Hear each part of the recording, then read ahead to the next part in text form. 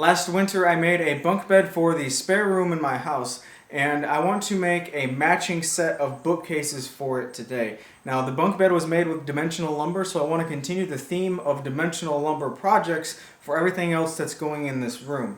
I'm going to make two bookcases that are each 7 feet tall, about 9 1/4 deep, which is the width of these 2x10 boards, and also about 28 inches wide. All four of the back panels will receive a rabbet along the back inside edge to receive the back panel. And to cut that rabbet, I'm using my laminate router, my small trim router, with a 1/4 inch down cut spiral bit. I really like using a spiral bit as opposed to a straight bit because it creates a nice clean edge, and also the down cut bit will create the nicest final pass edge that you will see. I can't stand using a router most of the time because of the horrible dust collection. So for this particular router, I do have a small edge guide attachment that I've hot glued a shop vac attachment right to so that I can suck up the dust right at the cutting tip. Because of the size router bit that I used, I had to take 3 passes to remove all of the material, and it really didn't take as long as I thought it would take. Now I didn't go all the way to the ends because I'm going to square one side up at the miter saw and then cut them all to their final length, which is 7 feet.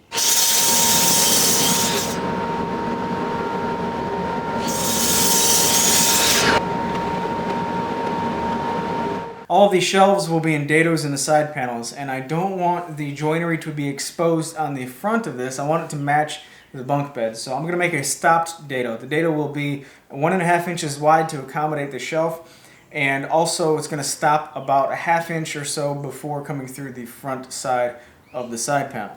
I'm laying out all of my dados first before I make any cuts because I don't want to accidentally make a cut in the wrong spot. And I'm using a larger router for this because I'm removing a lot more material than what I was on the back rabbet.